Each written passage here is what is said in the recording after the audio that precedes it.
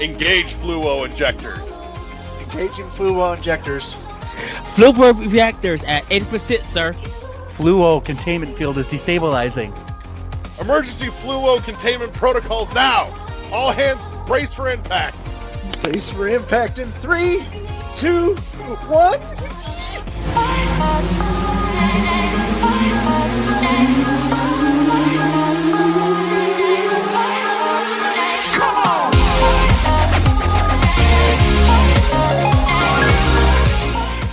Biggity bam, snoochie boochies, motherfuckers. World 1-1 podcast is back. Choose your fighter. I am your host, Brawl to the Wall. Joining me, as always, is my compatriot, Josh the fucking LeGrew. Yo, what's up? Fucked a whole tree through his house. Yeah, for real. That's some fucking hardwood. Yeah. Yeah. Some hard times and hard wood. Left a big gaping hole. Sure did. It was very wet. Yeah. God, this is how this comes back. We never missed a beat. Jesus. Nope. People are gonna be like, "Oh, did they ever stop recording?" Something wrong with us. We already knew that. I mean, Yeah, this is just us putting it on display. Yep. Oh God. All right. So, quick update, because if I'm being entirely honest, there may or may not have been a state of the network that went up before this episode hits your feed, because we recorded a state of the network and then some things fucking changed, and so it kind of got held / pulled. But real quick, we are back. The main show is back. There's some of the auxiliary shows that are going to be coming back slowly, just to kind of bring you all up to speed.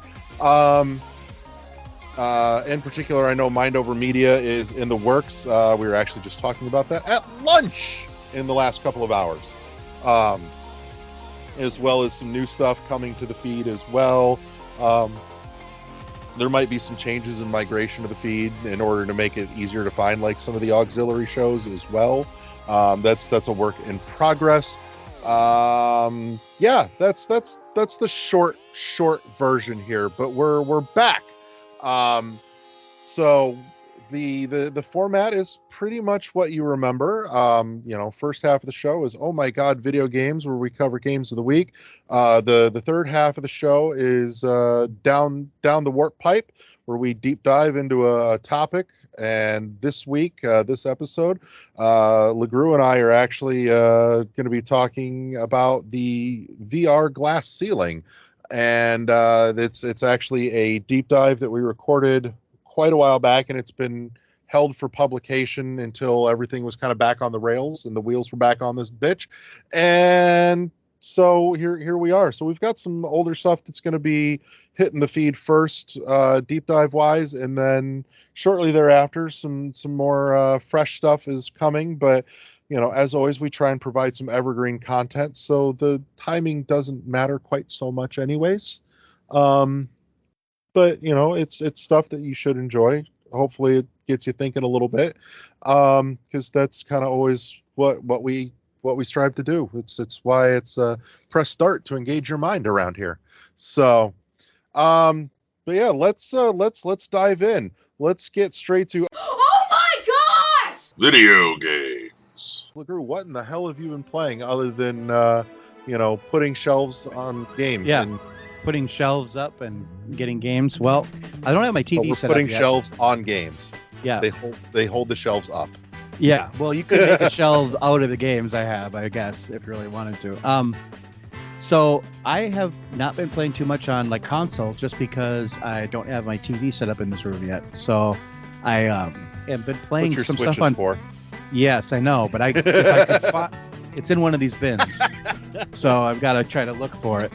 And my nephew did call me and ask me, Uncle Josh, do you have a Switch? And I'm like, yeah. He goes, do you have Pokemon? I'm like, no. And he's like, he wants somebody to play online with him. I guess there's a Pokemon you can only evolve online with another person. and I'm the only person he's allowed to play with online. So I have to find that Aw. because he's 7, so it's like the only person I'm allowed to play with online is me. So I have to find my Switch so I can help him with that Pokemon because he's been really patient about it. He's been really like he called me Wednesday, and he hasn't called since, and this is Sunday. So that's for a 7-year-old. That's pretty patient. Yeah, it's So- impressive. Yeah, it is. I It know. is. I have a 7-year-old. I understand this. Yeah, and what's funny about him is that like he's got a bunch of other games that I gave him and some that like he got for Christmas. So I think he's maybe been not playing Pokemon right now. But Pokemon is his favorite game right now. So so I have to get back to him because I mean they got to reward that patience with actually helping him out. So that's on the docket for this week. But actually for last week I've been playing. I have started up Starfield on my PC. Yeah. And I've got about Have you 10 filled your hours. spaceship with potatoes yet? Not yet. I got about 10 hours in. I'm not even off the planet. You I haven't started- found a potato yet. Yeah, I'm not even off. So I think 10 hours in a game like Starfield is like basically 0 hours. It's just the way it is. My leading impressions with it are it's Bethesda game. It is a like kind of like Fallout, Skyrim in space type thing, Yeah. which, okay, that's what I wanted. We knew what we were signing up for here. Yeah, exactly. And I have Game Pass for PC, so it's like not even an issue of should I try it. It's just when to try it, basically. So I've sunk Make about time. I've sunk about a good 10 hours into it. Just a few nights this week. I've been a little busy with work, but I like it. I am going to reserve total judgment on it until I've really sunk in another 10 or 15 hours. I think I need to give it a good 25 or 30 hours before I really give it a judgment call. And my problem with these games is I will get derailed from the main quest pretty quickly, so I might be 50 or 60 hours in and maybe have like 3 of the main missions done. That's everybody, dude. Yeah, I know. And I have friends though That's that are like, Bethesda games. yeah, and that's what you play them for. Like I play them for that reason. To me, the space exploration part is actually a small part of it. Like I'm not. So I'm thinking I have the right mind kind of headspace for this. So I want to get more into that. I've also been playing Vampire Survivor again. That has roped me back in. That game is addicting as heck, and basically it's because if you actually read about it, the guy who created the game used to do video like lottery games, like make like lottery Mhm.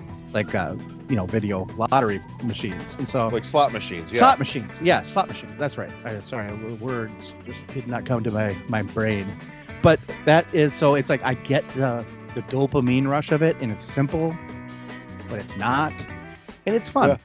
And it's a great way you can kill 15 minutes or 30 minutes or 20 minutes or 10 minutes. Sometimes you don't even know. It's like 5 minutes and you're dead. I've been trying different things because I've got my go-to people and my go-to stuff. I've been trying to kind Same. of expand that out a little bit and get some more of the, weapons to evolve and things like that. So I've been actually Right, trying to I've been- fill it out. Yeah, my goal, and I haven't done it yet, but my goal is I want to kill the Grim Reaper because you can kill him after 30 minutes and you can keep going. I've done it.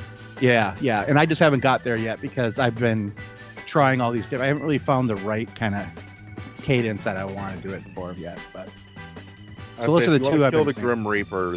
There's kind of like a specific way to do it. So you Mhm. kind of have to go with a real particular build, which unfortunately kind of squashes the idea of I want to experiment with all these different things and try them all out, because Right. if that's your goal, there's kind of like one right way to do it. right.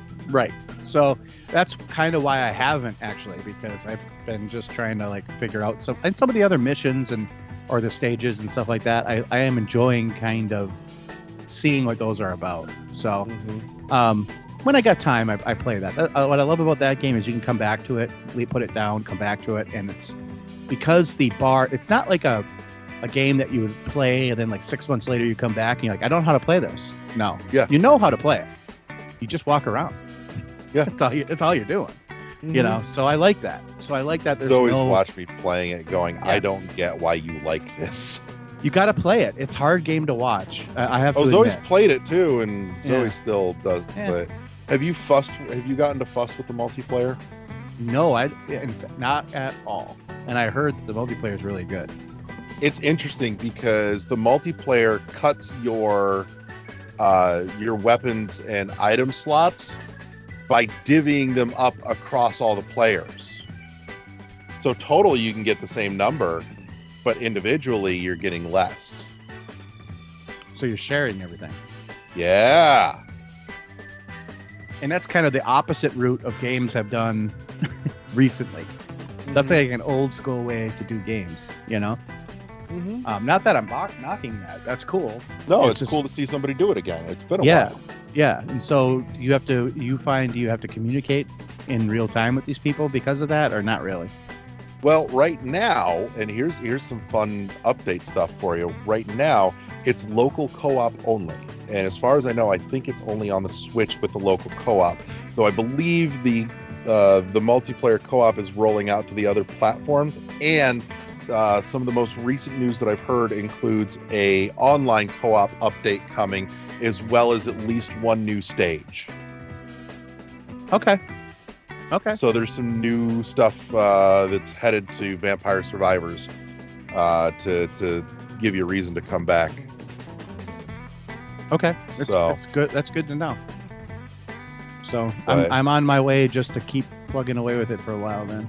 Right. I really wish that somebody would do a physical print of Vampire Survivor. Look at this. We're 10 minutes in. I'm back on my bullshit. But Physical I want print? Yep. But more specifically, I want a physical pressing of Vampire Survivors with a special edition that comes with like a big fucking encyclopedia like they did for Loop Hero or A Robot Named Fight. That goes into all the depth and details of all the lore, the items and the evolution combinations, everything. Like I want to see all the behind the curtain stats and numbers, all of it. So that's my specific quirk for that. My only thing I think is would stop that, and that's because I think they change them a lot. I think a lot of that stuff changes a lot, and I think a lot of the numbers behind that change a lot. A lot of the rules. I don't know if they're using what rule set they're using for that game. I should try to look.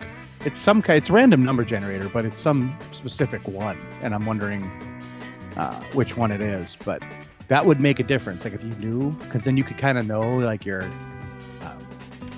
You could actually kind of game it a little more, but I don't know. It's random. I like it. I'm It's with a lot you of though. fun. We want physical things of everything on this show, so if we can get it, we want it. So Yeah, pretty much. Yep. So, anything else you got on the? not really. That's like I said, it's been a slow week. So All right, saddle up because I got you, boo. all right. So, in the last week or two, I've spent some time with F-Zero 99, much to nobody's surprise. Right. So first of all, because we weren't recording when it happened, but let me just tell you, I'm sure this will shock nobody. This was not the F-Zero news I wanted. I don't think it's the F-Zero news anybody wanted. No. However, it is a lot of fucking fun. The pandemonium and the chaos of 99 people shoved on that track is great. Crazy. It's great. Not to mention, there's something just makes me giddy happy when you're loading up a race and you see that like new launch stretch built for F-Zero 99 where it's 99 fucking machines all lined up in a goddamn row stretched out in a giant van that just makes me happy inside. I dig some of the quirks and tweaks they made, like the new Skyway thing is pretty fucking cool. I like that. It puts a neat spin on it. It encourages you to like get in there and get in the mix and like beat people the fuck up, so you can get more of the boost to access the Skyway. There are new tracks that just dropped that I have not gotten to fuss with yet, but I'll be poking at those later tonight. But no, it's a good time. It's still SNES F-Zero. And it's still what was good and bad about it. Yeah, that's kind of it. I'm like, the real crime here is that there are better F-Zero games, Then and I would have been more happy to see those ported or remastered, but we got what we got. We got something, at least. It's a start. I was having this conversation with somebody at work when the announcement came down the pipeline, and I told him, I said, it may not be what we wanted, but maybe this is the gateway to what we wanted. This is putting F-Zero in a limelight that it hasn't technically been in for 20 fucking years, and there's a whole new generation of people that may be experiencing F-Zero for the first fucking time, so real. that when if they decide to roll out like a GX remastered a la Prime, there's people going, holy shit, that looks cool as hell, this was a ton of fun, let's do that. Yeah, I mean, we know that there's a new generation of people. It's the same thing happened with like Metroid Prime. They released the first one, a remaster, and a great remaster, by the way, not just a little bit good. It was great, good. But it brought a whole bunch of new people on board to the wondrous world of Metroid, and I hope that this does start bringing people onto F-Zero a little bit, at least in this realm. And this is like, this is from back in the day, like when we had Wipeout and we had F-Zero, and that was it. And then Mario Kart kind of came in and killed everything. Yeah, everything. More specific, it homogenized everything. Yeah, and then everybody, and it grabbed way more people, and so, and I get it. Like Nintendo is the company. I don't know if it's a company we need.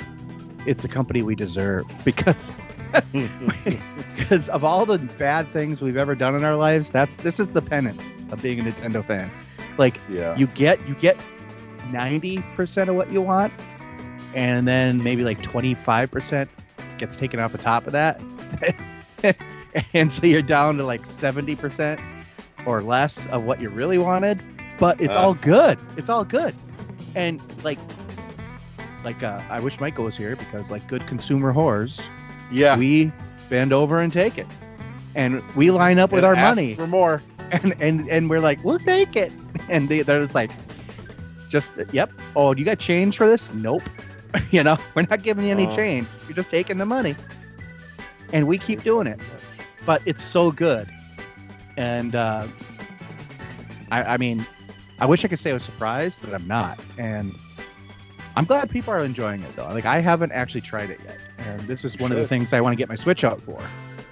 And I'm just really bad at playing Switch handheld. I'm a very I'm bad at handhelds in general, and I've always been that way, except for like when I was 9 and I had my Game Boy. That was the only thing I could play handheld, and I was fine with it.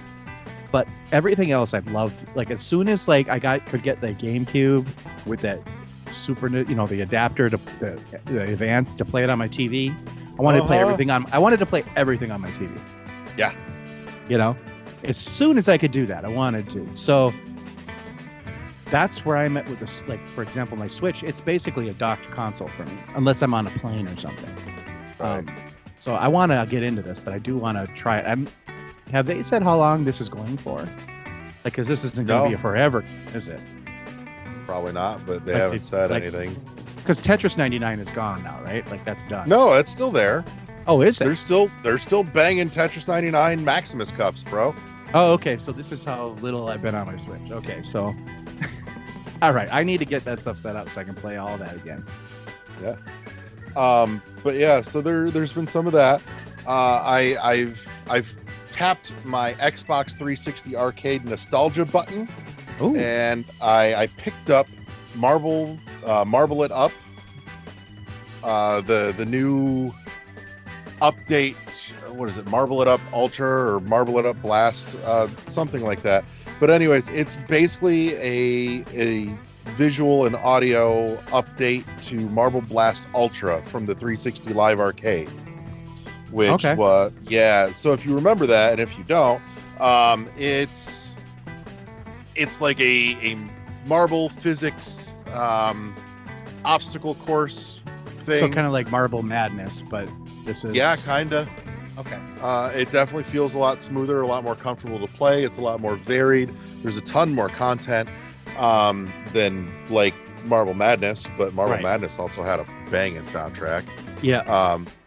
Not to mention playing, if you can find one to play in the arcade, playing Marble Madness with the trackball the way it was meant to be played is a really cool experience. Special treat. Yeah. It is. If you're in the Chicagoland area, you can find one of those at Galloping Ghosts. And they got one in Nashville at the game terminal too. So if you're around Nashville Okay. area or Nashville, the game terminal, I recommend that if you're over there because like everything is free except for the pinball machines. Yeah. I say Galloping Ghosts is like $35 for all day for the arcade and the pinball museum. So that's worth it there. I Yep. spent $35 in an hour on pinball alone. You know. Mm-hmm. Yeah. So, but in any case, so Marble It Up is I'm playing it and I'm like, this is not a 1-to-1 shot-for-shot remake of Marble Blast Ultra from the 360, but almost every stage I can feel in my brain the DNA of like the stages from Marble Blast Ultra on the 360. Okay, so that's a meaningful update then. Yeah, it's very much. This is almost Marble Blast Ultra remastered. Okay. So, but it's a ton of fun. I'm not gonna lie, I'm a little salty at the price tag considering that like Marble Blast Ultra on the 360 was like $5 and this was $30. Ooh. I know, but 30 it on just what are you playing it on? Switch. Okay. All right. Well, you get the Switch tax in there too, so. Yeah. But I will say, like I said, there's a lot more variety in the visual and the background music. I'll tell you what I missed though, because they updated, because it's got basically all the same like power-ups for getting through the obstacle courses. But I really, in one of them is you pick it up and you hit your power-up button and it shoots your little marble way up into the air so that you have a giant, jump to get over big obstacles and shit. Right. And it's just automatically stuck in my head for eternity is the woman's voice that announced the power-ups when you picked them up on 360 in particular, and it's just the way she pronounced it when you got the super jump on the 360. Her little soothing voice would come in and go, super jump. Okay. And it was just and it's not in Marble Blast, or it's not in Marble It Up, and my brain goes, this is wrong, it's missing, damn it, fix this, patch it, give me the voice. Yeah, you're totally Saying, used to it. Yeah. super jump. Yeah. But in any case, I will say Marble Blast the 360 Marble game definitely had a little more zen feel than the new one, but it's still just a ton of fun. And there's like a handful of different kinds of courses. There's ones that are very much just how quickly can you optimize your run from the top to the bottom of the hill, to ones where you're running all over almost like a miniature like skate park kind of thing, trying to collect the gems so you can open the exit, and everything in between. And so there's but it's all there and it's fun. I really like it. But from there, I'm going to dip into Michael territory here, because Michael has very graciously loaned me his PlayStation 4 that was collecting dust because he's got a PS5. And so I'm dipping into some PS4 stuff. Okay, so what have you played? So the first thing that got played on it wasn't me playing it, actually. Zoe was having a very foul day at work, and I loaded up as a surprise for when they got home the original PS2 God of War. Okay. Yep.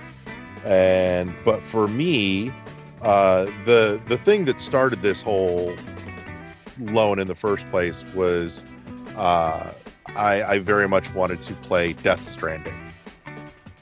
Oh, okay. And I'll get there in a second. But I've been having entirely too much fun gawking at how pretty the Shadow of the Colossus remaster is. Isn't it Oh good? my god. Yes. Not only pretty, but they solved a lot of problems with controls and stuff like that. Mhm. So really Yeah. good. But I'm 4 or 5 Colossus into that and having a wonderful time. But I have started Death Stranding as well, and I'm about an hour and a half to 2 hours in, and yeah, it's definitely Kojima. It's definitely Death Stranding. You know. Right. It's so If you can't see his face right now, this is great. it's not wrong. But I was never a Kojima head. Sure. Like, Metal Gear was not my fucking thing, but I appreciate his general insanity and just unhinged connection to reality. And I've played some of his stuff that like wasn't Metal Gear, like Boktai on the Game Boy, which please bring that series back. Thank you. Yeah. Okay. You know, that was a fucking cool thing. It was unique. It was innovative. Like, let's play a Vampire Hunter where your weapons are powered by the literal actual sun.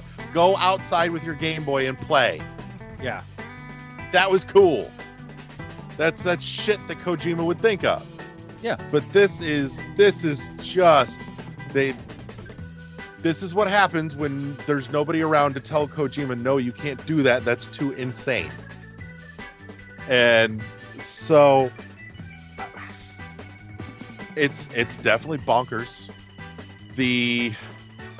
Where I struggle here is part of why I don't play the Metal Gear games is because the writing, like the actual dialogue, is Cringe. just it's goofy cringe. Yeah. It's why are we Why are we here? Why are we? Why are we here? it's this there is no more United States of America, but we've got to rebuild the United States of America. It's just this, America. It's the Matrix it's where weird. there is no spoon, but yet it's in front of me. Oh, it's that said, the world he's built, the story he's telling It's cool. are completely nuts, but they're fucking cool. It is cool. I'll tell you, you're in for a treat though. If you're only a couple hours in, you're in for a treat. It's a game you can mainline. Yeah, I but just it's also a delivered game- Mom to the crematorium. Okay. Yeah, you're in for a treat. It's a good game. And this was so fucking bonkers. And I would Then have I made got the Zoe- baby. I would have got the baby out. I have the baby. I have these collector's edition. I could have got that out if I would have known it. You were going to talk about this. The baby. But I made Zoe play like the first fucking hour too, because I'm like, if I'm exposing my brain to this weird shit, I'm exposing your brain to it too, just so I can watch your face contort in what the fuckery. Watch your face melt. And here's the thing. Last night we were talking about it, and Zoe's like, I don't understand what the hell's going on, but I want But to play you- more of it. It gets in your head.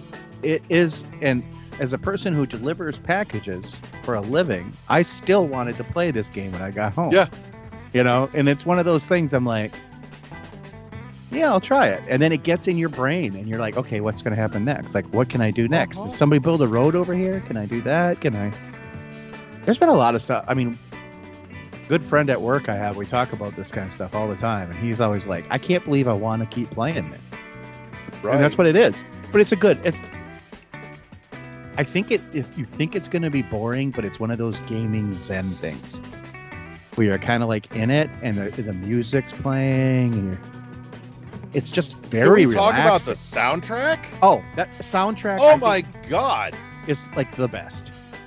So I told Zoe last night, actually, I'm like, here's a future deep dive topic. Is I kind of just want to look at like the music of Kojima games.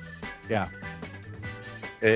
We'll just call that episode Hideo Kojamin. And we've got Metal Gear Solid Remake coming out, which I have pre-ordered and I am going to play day one when I get There it. you go. I can't do Metal Gear. It's the that's why I want it's the the stealth Metal Gear espionage Solid shit. remake again. I want to start it over because first of all, Metal Gear Solid, famous game, and I want to see how they're going to do certain things because there's a spot in that game where, in the original, I'm not going to spoil it. I know it's like 35 years old, but I'm not going to spoil it. But there's a spot where It's not 35 years old. what was that? 30 years old, That's 97, PlayStation 1.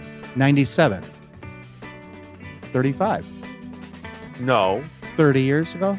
I'm 38. Whatever. Let's see, when did it come out? That shit was out when I was in like middle school. Like Middle 20 school. something. 1998. So that year I graduated. We're at 25. Okay, fine. We're 25. Yeah, you added a decade, damn it. It's easy to do when you get to be my age. So anyway, it's 25 years old, but there is a spot in that game because it's very much the technology at a time. It's a boss fight where if you did it, it was a special thing to do, and it would allow you to beat that boss fight much quicker. Now I don't know if you remember what I'm talking about, Raul, or not. We could talk about it off air. So anyway, I it's haven't the played it. I'll just say it's the Psycho Mantis fight. If you know what I'm talking about. Oh, you know what I'm that, talking about. yeah. Yeah. So I just don't know how they're going to do that. And I'm interested in seeing how they do stuff like that in the modern age. So I don't know, because I mean, that Kojima brings does up something else. Kojima does So cool keep stuff going. in his games. Like where they'll read your memory card and, oh, I see you like playing Castlevania, and it's Uh-huh. like, stuff like that. It's like the fourth wall breaking stuff, which now we'll loop it back to Death Stranding. They do a lot of that too. Mhm. I like that aspect of it. So I'm just curious, did you buy Death Stranding or did you borrow did. it? Okay. So I bought a copy for myself. I wanted Okay. it. okay, good. Because you got Like one the day that PlayStation will go back to Michael, but I will have a library of PS4 games. and we can talk because I think I have an extra PS4 like I did that one time, but I might actually have it for good this time. So, and I'll definitely give you one because if I got 2 or 3 of them, I'm just going to get rid of them. But I fired up a PS Plus membership to Good. access the The library. the PS Plus Essentials or whatever. No, the big one. Like Oh, the $20 yes. a month. That's Everything. I'm going to tell you something. That There's is a good value underrated. there. Somebody like you who has not had a PlayStation for a long time, that is what it's made for. Yeah, Like somebody like me, I haven't owned no. a Sony console since PS2. Right. And that's what you want. I mean, you can literally play PS1 classics all the way up to, Oh, Zoe and I got so fucking pumped when I pulled up Legend of Dragoon. oh my gosh, you got to send me That's your on there. You got to Yeah. send me your PSN ID so I can friend Wintertide _mage. you. Okay. Yeah, because I'll friend you on there because I Same think as my let other profile on. Oh no, we're not going to talk about that. Never mind. I think I let my PS Plus lapse, but I'll have to resubscribe. But yeah, I just went on and I went through the entire PS Plus library and just started downloading everything that I have any interest in fucking playing. Yeah, so Death Stranding is a great place to start. I also recommend just honestly like the tent poles, like do the, Nathan Drake collection. Don't Pick do that the. up at the store. Yep, get that because you can start with Nathan. The first one is really pretty actually good. The second one's way better. Then it gets just better from there. Yeah, I picked up the Nathan Drake trilogy at the store for Zoe actually because that's very much Zoe's bag. They like the AAA action cinema stuff. I'll also do too is I'll put like as I get shit squared away in this room, I have doubles and triples of things. I will be putting together Okay. some stuff for you because I've got a lot Nice. of, as you know, I've got lots of physical shit. So Yeah, you can bring it with you.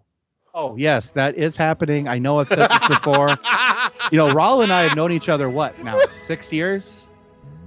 It can't be that long. Maybe Well, 4 or we did 5. What did Hollow Knight? Was it Hollow Knight? Was it Hollow Knight when we did the book club thing? That's when we met. God, yeah, Was that 2018? somewhere in there. It's been a long while. I've never met you in person. I know it's been a fucking minute. About 5 years, I think.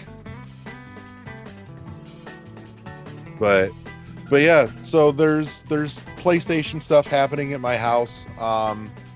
else have I been dabbling in? I know there's been a couple of other odds and ends.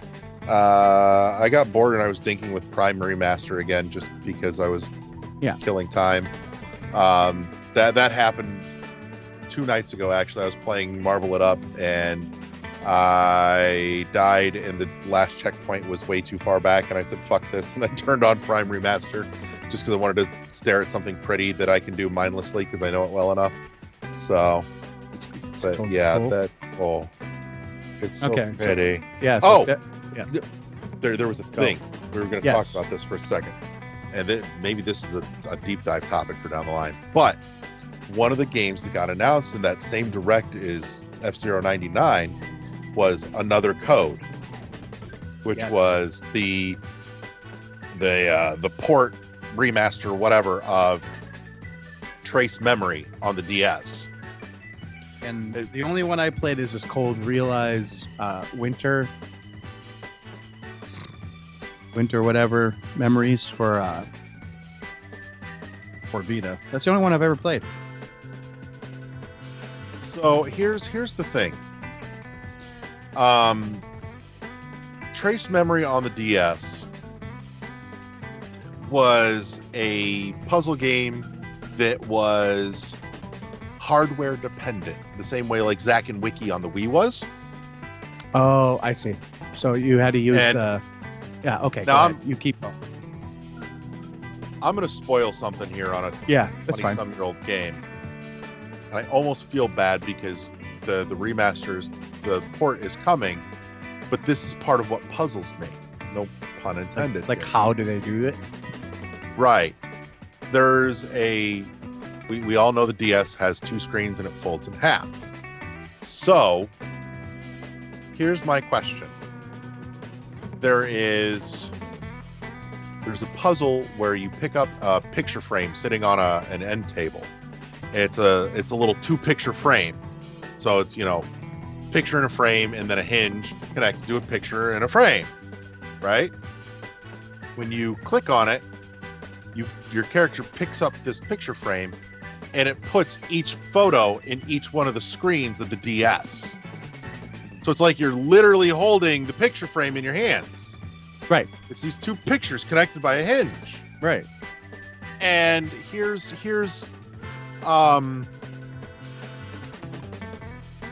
each picture is incomplete. And in order to figure out and see the complete picture, you have to fold the DS so that you can see the reflection of one screen in the other, line them up, and see the complete picture. It was brilliant. Yeah. How do I do that on my Switch? Well, you can do it, but you're gonna have to get a new Switch afterwards. Fucking clearly. Well, But I mean, it's one of those things. And there's more puzzles like that. It's that one are of those hardware things. dependent. They're going to rejigger it. It's a rematch. It's what I see. This is where we have to talk about remake, remaster, and reimagining, because the language is unclear on what is what. To me, that would fall under, if those puzzles are totally different, well, that's a reimagining, right? Or remake.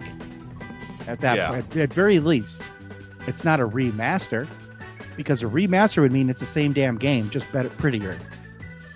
Mm-hmm. To me, a remake it's a game that's modernized with graphics and maybe a control scheme. So something like that would be a control scheme. Now, a reimagining would be you take the core game, like the elements of the story or whatever, and you just remake a whole new game around that. Maybe you have some elements that were familiar, maybe you don't. So I don't know where this actually falls in. I know they say it's a remake, right? Or a remaster. I think it's a port. Yeah, they're Some calling it a sort. port. So it's like, what the heck does that mean? Do I have to use my phone? Do I have to use, Right. do I have I'm to use very something interested to else? see what happens here. Because But not part of every... me is like, how are you going to bring back the brilliance of something like that? That's that fucking clever. Yeah, we'll have to- Now the other piece that I'm super excited about here though is that it's also coming with the sequel that never came to the US. Sure. So there you go. And So, in one but either way, package. yeah, it's both games together. Okay, I'll take that. Right. So I'm excited. Yeah. But, and I'll get it either way. At this point, out of sheer curiosity, I need to know how they solve for this problem. Right. But, but in any case, so that's a thing. That's kind of what I've been playing here. That's a little bit of what's on the horizon for me, gameplay wise. But I think that puts us at a really good place to stop. And before we hit the break, talk about our awesome new podcast sponsor, Imaginary Authors. These guys do phenomenal unisex fragrances. Guys, gals, non-binary pals, whatever your flavor, your scent is, they got something for you, and it's really cool. Like, I know I am the basement dwelling gamer nerd, but you know what? It doesn't mean I'm gonna fucking smell like damp basement. My favorite is a couple of spritzes of A City on Fire. That burnt match smell just fucking does it for me, and let me tell you, it does it for the wife too, who can no longer keep their hands off of me when that goes on. Just to when she's had a bad day, even I will secretly, don't tell, I will secretly put a little spritz of it on the wife's pillow just before bed, so there's a nice comforting happy smell when Zoe lays down to go to sleep. Helps unwind, but just into such good stuff. And here's the beautiful part too, samples, because it's an online shop, so you can't just walk in and smell and go, I'd like this one, but there are samples for a couple of bucks a piece, so you can go in and build your own sample pack even too, you know, and just feel like this seems like I could dig this and that and try a bunch. But absolutely check out Imaginary Authors. There is going to be a link in the show notes, so you should check those out and check them out. They've got really cool stuff. If you find a favorite scent, a lot of them they do candles of too, which is really neat. So yeah, the whiff of waffle cone candle has been a favorite in the house lately. So, but yeah, up your smell game and check out Imaginary Authors. And help support them as they help support us so that we can do cool stuff. But yeah, that said, let's get ready for the third half of the show where, like I said, you and I are talking about the VR glass ceiling, and we'll be back after the break. And we're back with the third half of the show. This week we're taking a dive down the warp pipe. Oh wow, love these pipes.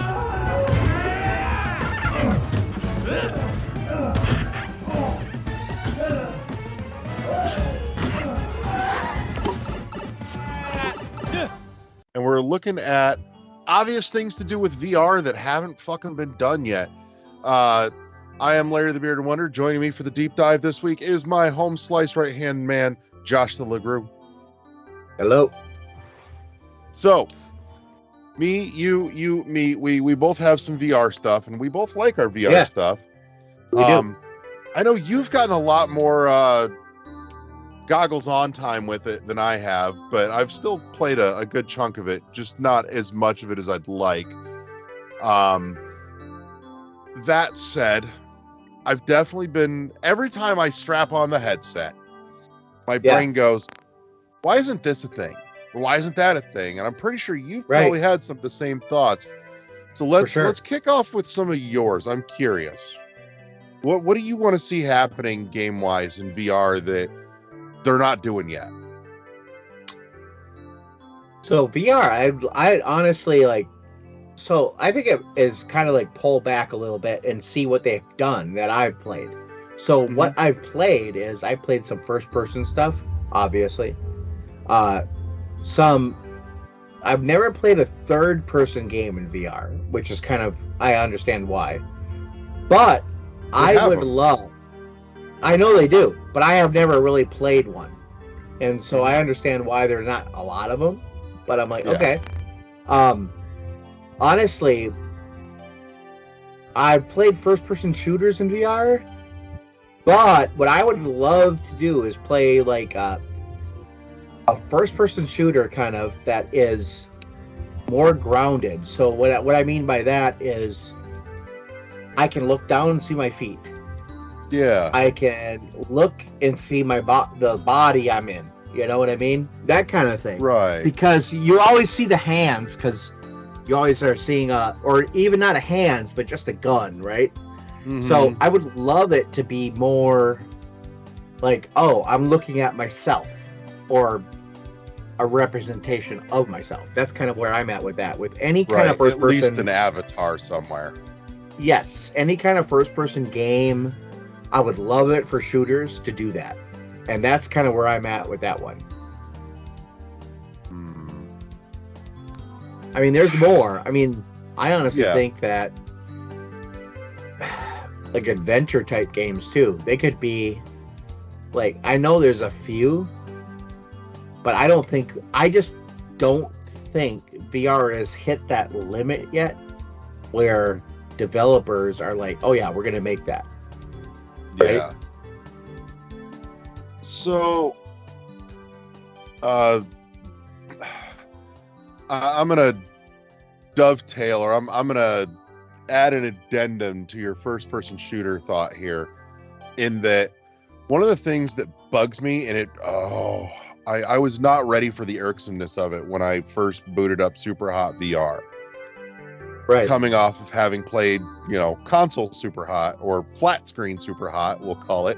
Right. But I was not ready to be stuck in one fucking place. The inability to move. I'm like, there's sticks on these controllers. I should be able to move around, not just look around. Holy shit, that's annoying. So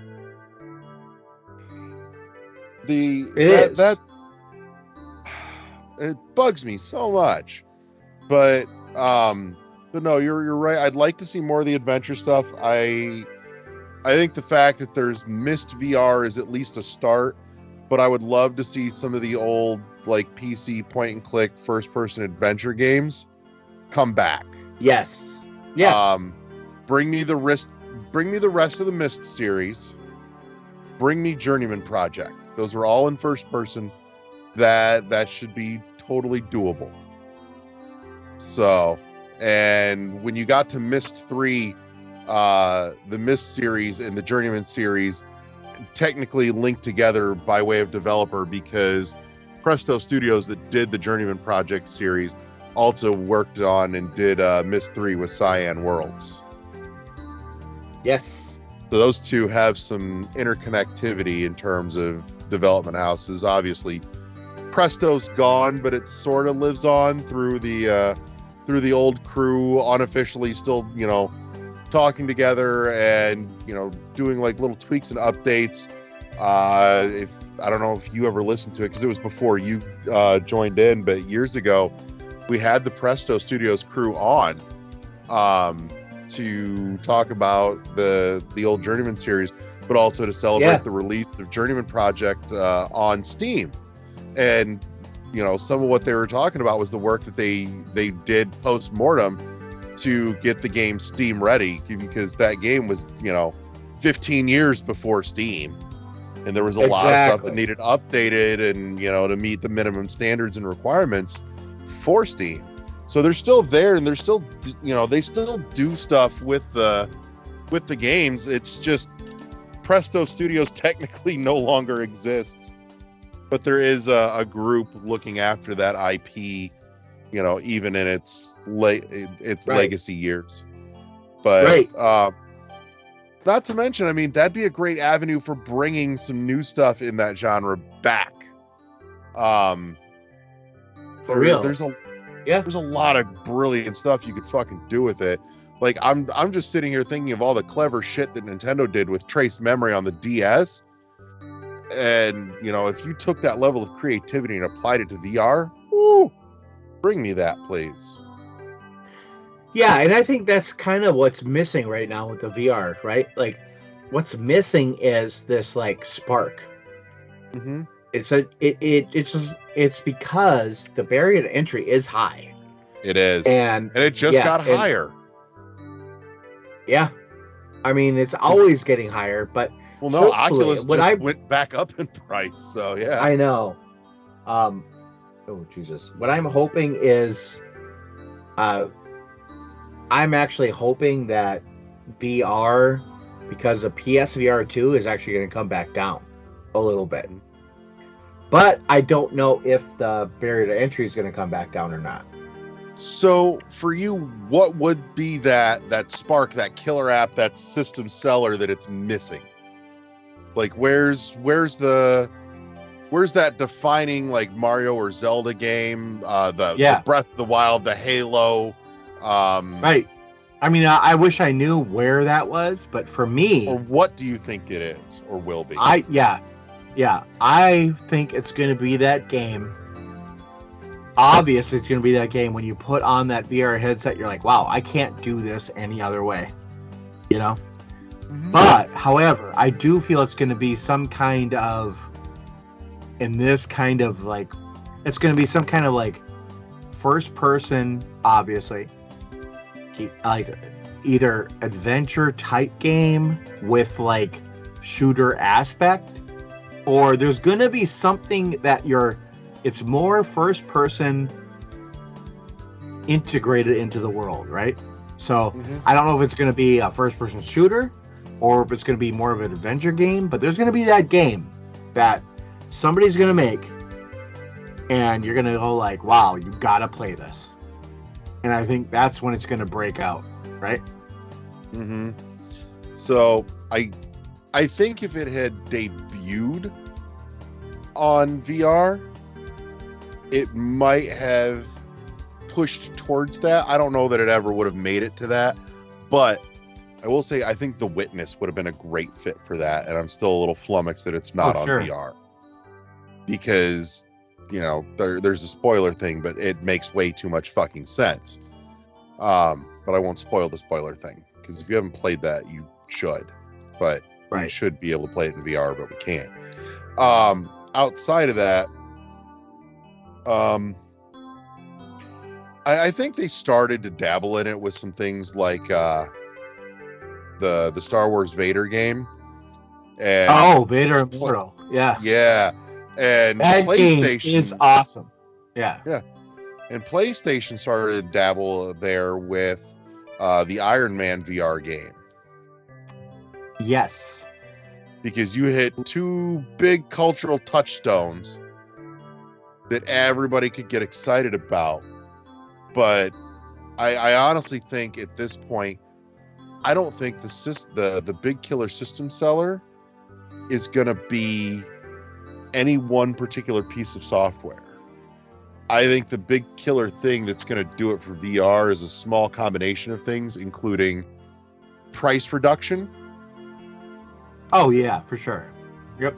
Which it's a major hurdle. I'm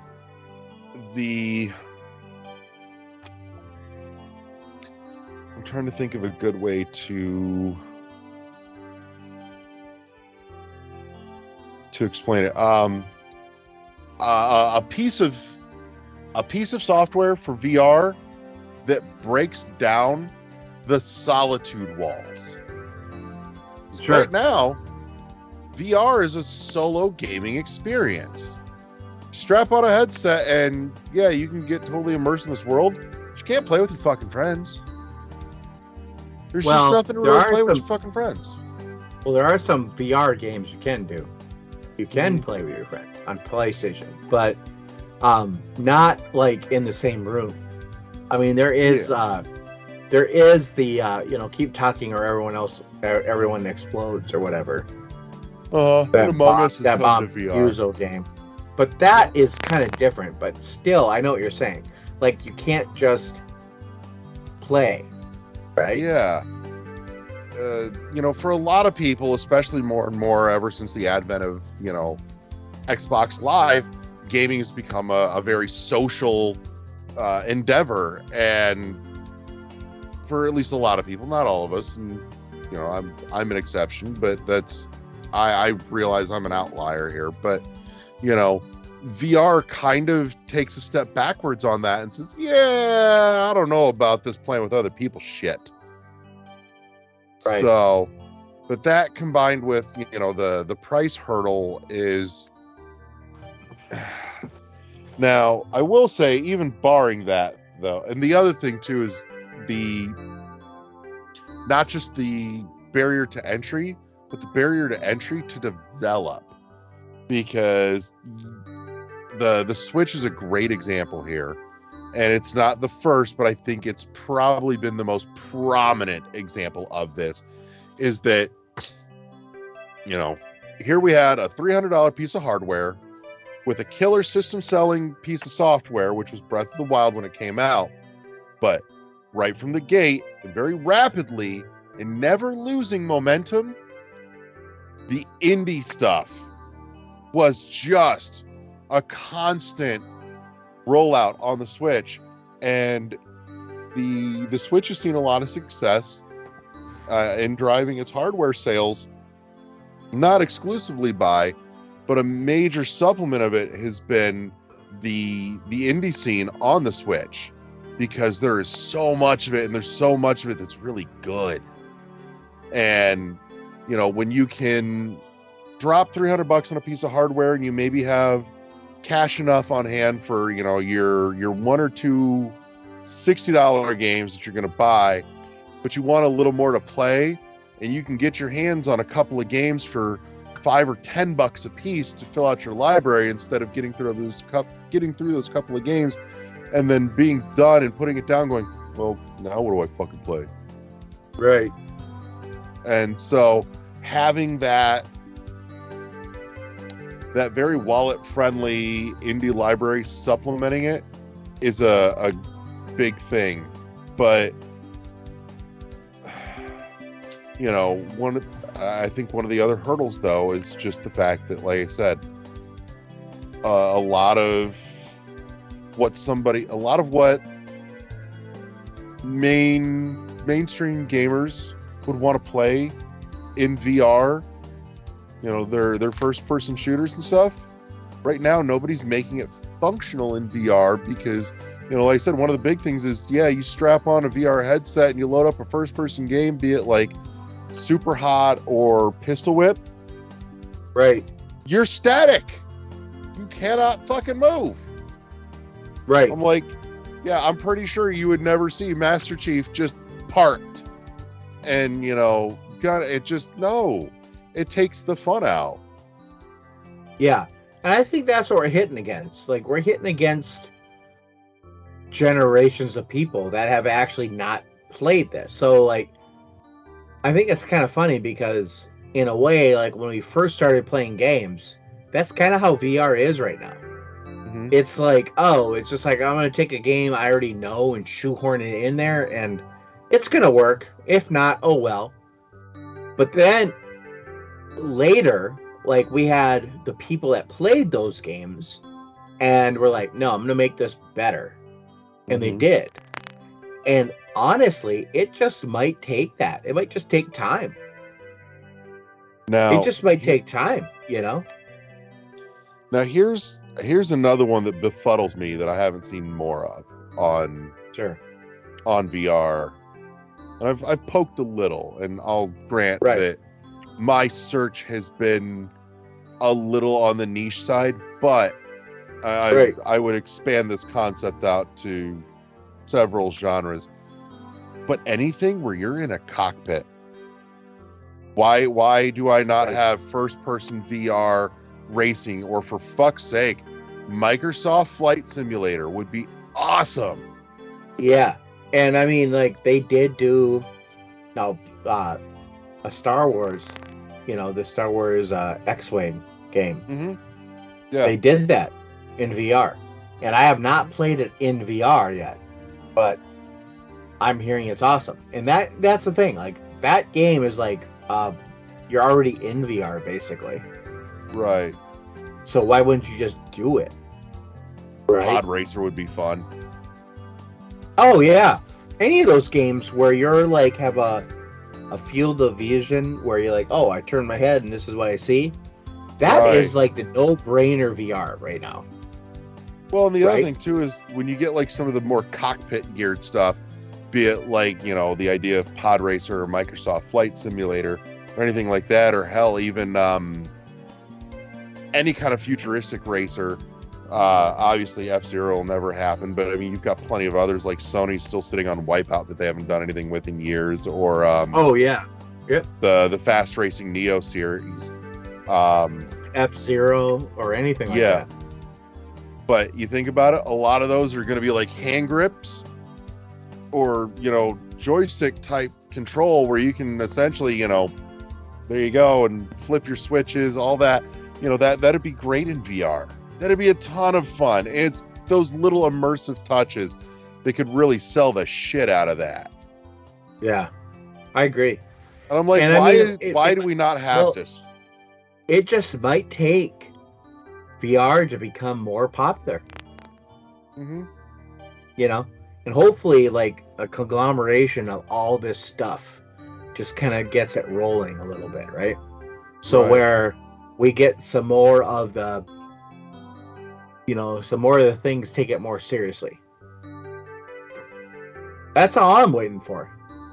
Now, I'm going to toss you another one that's, I won't say it'll be a system seller, but I want to take this back to the original question of what are things that we want to see in VR that aren't being done.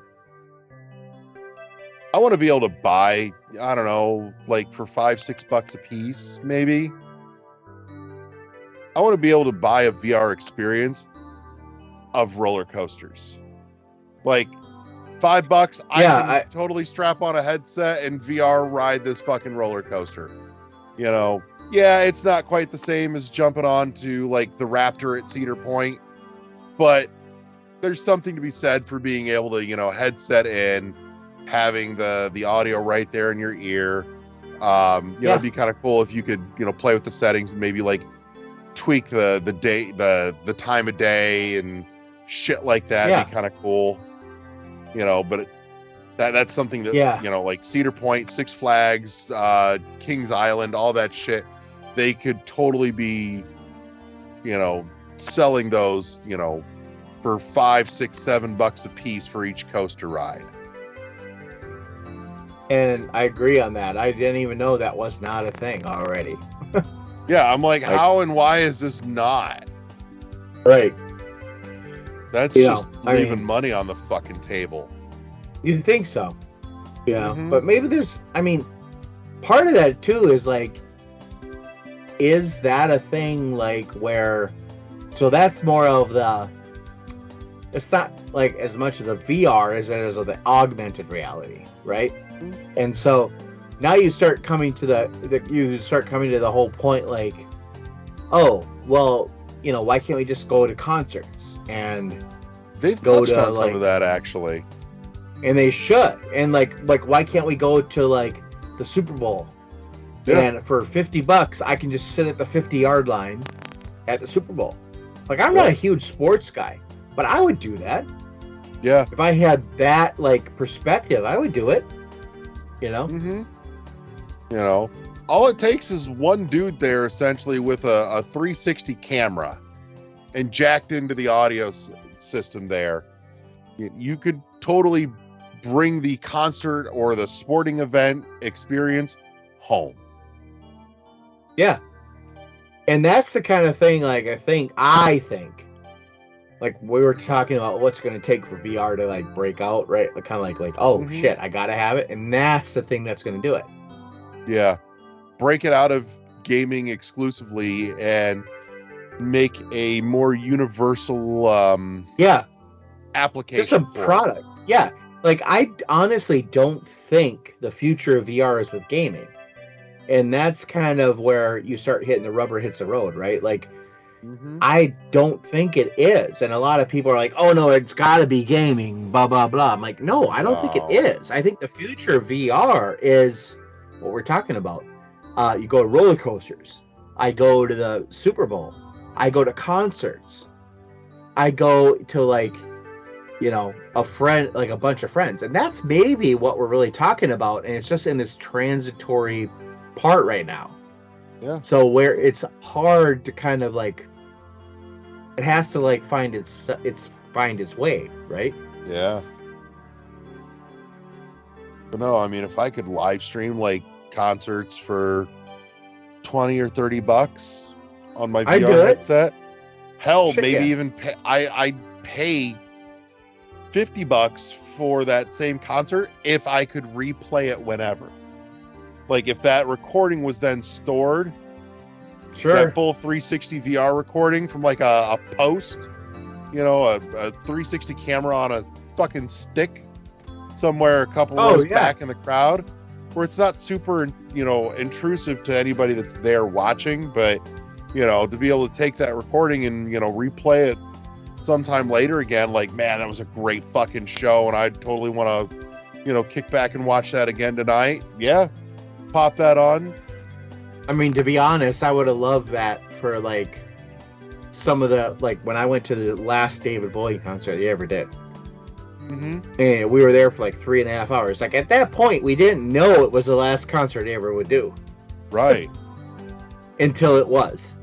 Yeah.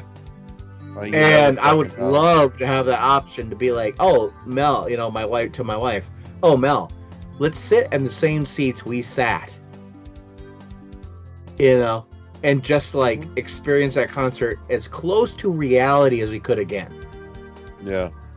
That's the thing. I mean, if we could do that, that's where the future of VR is. Mm-hmm.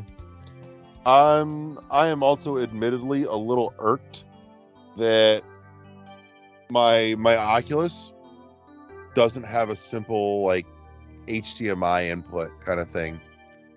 Like if I want to play, like I just want a big screen, like a big private viewing screen. And that's awesome because I can totally just kind of block out the rest of the world and get lost in my own little la la land for a little fucking bit. That'd be fucking boss. And they have some sort of workaround options, but none of it's really super great. But, if I could just, put a little HDMI bug on that thing where it would broadcast off of whatever the hell I want to hook it to, be it my fucking Blu-ray player or my Xbox or whatever the fucking case may be, that it's a simple input selection, and now I have a big fucking screen in front of me and I'm the only one in the theater, and that's awesome, and I can play it and turn the sound up and just lay in bed and play. Yeah, I think we're there. Like, we need to have this, like you said, and that's this whole theme of this episode, is that we're talking about this, right? We're talking about, like, what do I need to make this, like, I need it. And that's what it is. It's that catalyst, that thing, that, like, oh, I can't get this anywhere else. Because right now, I mean, let's be honest, like, I can go watch a movie on Amazon or whatever, and I can get a pretty similar experience. Yeah, I go to the theater, and there's people around me, but I can put the VR headset on, and I can still do like a 3D, VR head, where I put on.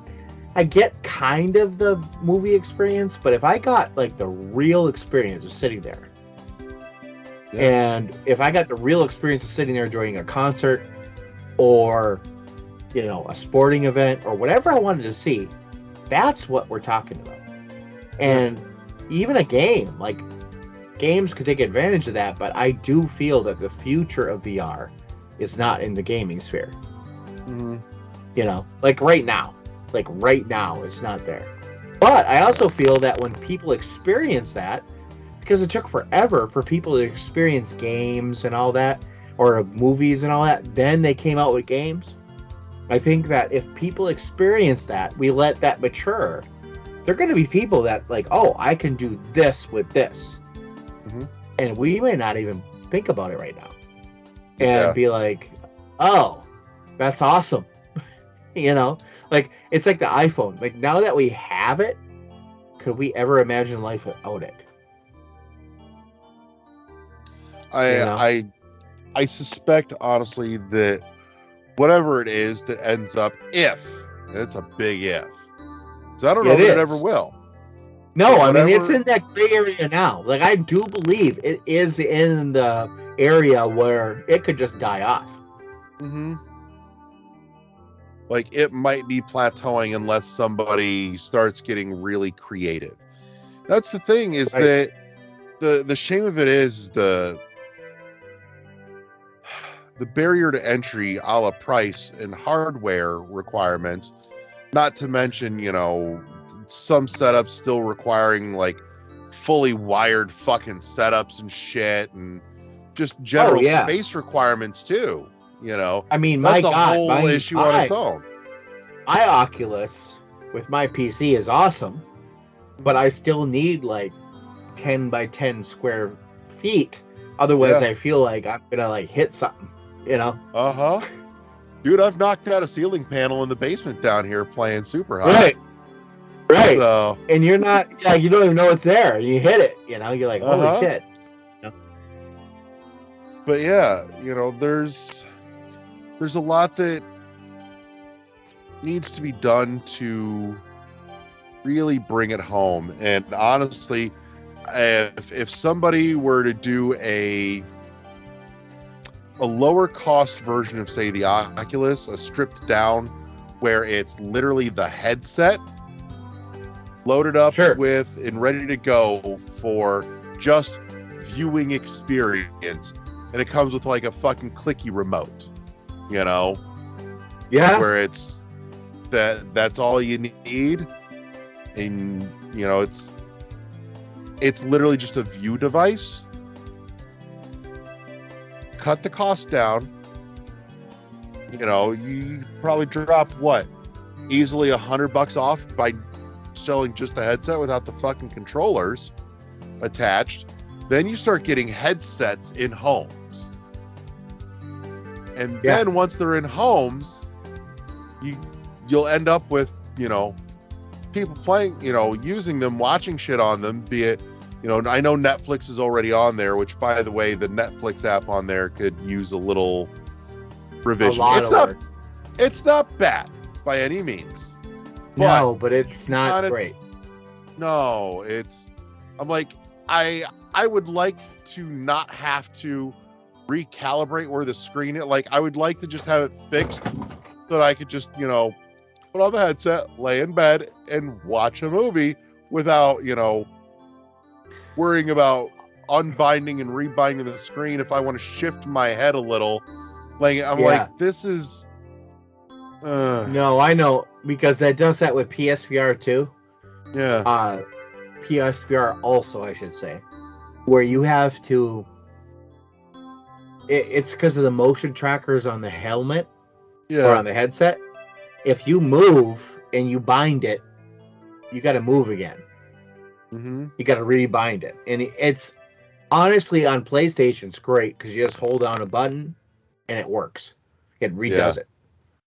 So when I'm watching a 3D Blu-ray or whatever, it just redoes it.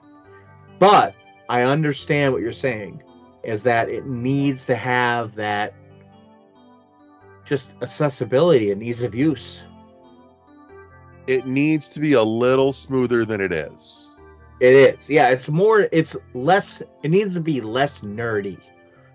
Like, more, I just work. Yeah. Yeah. Like, you need to have it to where grandma can, like, slap on a headset and click on a remote, and she can, watch her favorite, the Great British Bake Off on fucking Netflix without having to worry about or wonder about anything. Yeah, I agree. Like, when that technology becomes grandma proof, you're gonna get there. Yeah, and it's your grandma, not my So- grandma, because my grandma could never ever figure out the blinking VCR. Yeah. Mine couldn't either, but the principle stands. She can Yeah. still operate a fucking TV remote.